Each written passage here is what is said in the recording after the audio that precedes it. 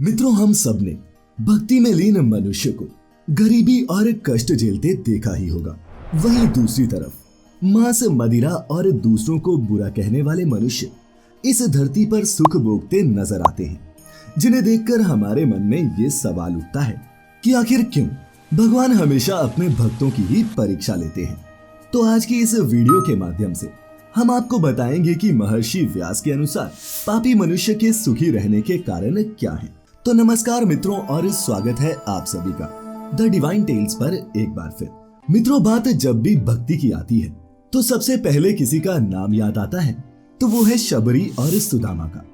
भले ही ये दोनों आर्थिक रूप से बेहद गरीब थे, लेकिन इनके मन में भगवान के लिए अपार प्रेम था। अब इस तथ्य को समझने के लिए कि भगवान के भक्त अक्सर गरीब और दुखी हालत में क्यों रहते हैं, आपको महर्षि व्यास की एक कथा सुननी होगी। इस कथा के अनुसार तीनों कालों के ज्ञाता महर्षि वेदव्यास एक बार अपने रथ से कहीं जा रहे थे।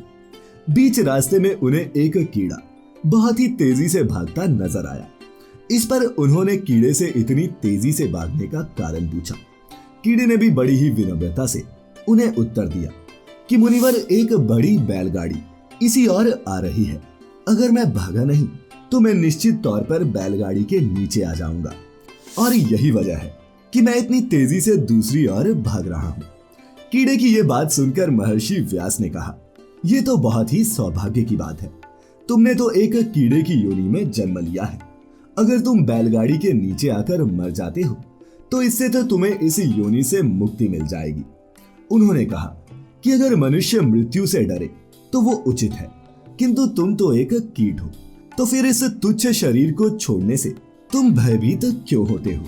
इस पर कीड़े ने हंसते हुए कहा कि महर्षि, मुझे मृत्यु से किसी प्रकार का भय नहीं है। मुझे तो भय इस बात का है कि इस संसार में कीट योनि से निम्न भी कई योनियां हैं, और यदि मैं मर गया तो कहीं मैं उन नीचे योनियों में ना चला जाऊं।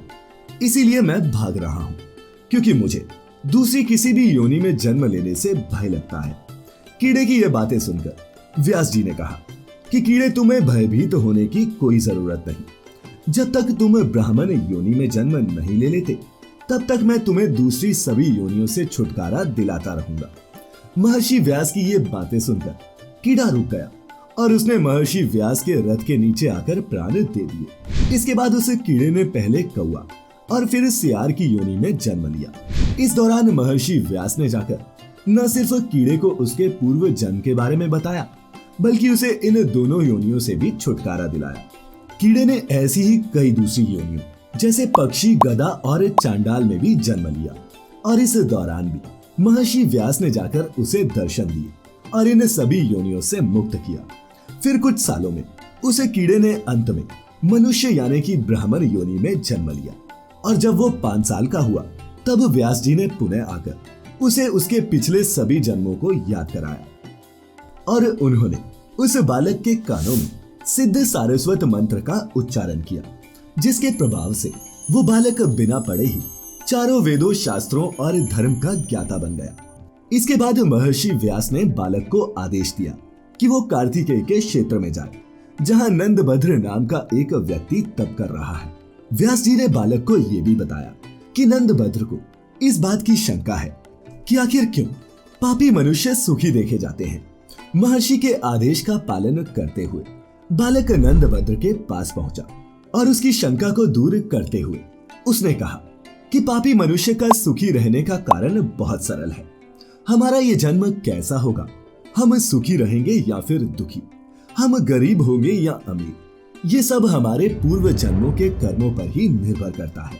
अगर हमने पिछले जन्म में अच्छे कर्म किए होंगे तो इस जन्म में हमें सुख ही मिलेगा, फिर भले ही इस जन्म में हम पाप क्यों ना कर रहे हों। बालक आगे कहता है कि पापी मनुष्य कभी कभी भूल से ही अच्छे कर्म कर लेता है, जैसे वो बिना धर्म के बारे में सोचे ही गंगा स्नान कर लेता है, या फिर पशु प्रेम में पड़कर गाय को भोजन खिला देता है। कहने को ये सभी कर्म तामस भाव अर्थात अज्ञानता में किए गए हैं, लेकिन इनका फल अवश्य मिलता है, और इन्हीं का फल पापी मनुष्य को इस जन्म में मिलता है। मित्रों, इसके अलावा हमें ऋषि मार्कंडेय की एक बात को हमेशा याद रखना चाहिए। उनके अनुसार संसार में 4 प्रकार के मनुष्य होते हैं। पहले वो होते हैं जिन्हें इस संसार में तो सुख मिलता है लेकिन परलोक में नहीं। दूसरे मनुष्य वो हैं जिनके लिए परलोक में तो सुख होता है लेकिन इस लोक में नहीं। वहीं तीसरे प्रकार के मनुष्य वो होते हैं जो पिछले और इस जन्म के अच्छे कर्मों के कारण न सिर्फ इस लोक में बल्कि परलोक में भी सिर्फ सुख ही भोगते हैं। और इसी प्रकार अंत में आते हैं चौथे प्रकार के लोग जिन्होंने अपने हर जन्म में सिर्फ पाप ही किए होते हैं। ऐसे मनुष्य को कभी भी सुख की प्राप्ति नहीं होती, चाहे वो ये लोक हो चाहे परलोक। तो मित्रों, अब हम उम्मीद करते हैं कि आपको पापी मनुष्यों के सुखी रहने का जवाब मिल गया होगा। दरअसल पापी मनुष्य इस जन्म में अपने पूर्व जन्मों में किए गए अच्छे कर्मों की वजह से ही सुख भोगते हैं, फिर चाहे वो अच्छे कर्म गलती से ही क्यों न किए हों। और बात रही उनके इस जन्म के पापों की, तो इनका फल भी उसे मृत्यु के बाद नरक में और फिर पूर्व जन्म में मिलता ही है। तो मित्रों, आज की इस वीडियो में फिलहाल इतना ही। उम्मीद करता हूँ आपको आज की ये वीडियो पसंद आई होगी। अगर अच्छी लगी हो तो इसे खुद तक सीमित ना रखें और शेयर करें अपने मित्रों और रिश्तेदारों के साथ भी। जुड़े रहें द डिवाइन टेल्स परिवार के साथ ऐसी सभी धार्मिक और आध्यात्मिक कथाओं के लिए। सभी तरह की धार्मिक वस्तुएं मंगवाने के लिए आप जा सकते हैं shop.thedivinetales.com पर। 20% एक्स्ट्रा डिस्काउंट चाहते हैं तो डिस्क्रिप्शन में दिए हुए लिंक पर क्लिक करें। तो मित्रों, फिलहाल आज के लिए बस इतना ही। अब इजाजत दें। आपका बहुत बहुत शुक्रिया।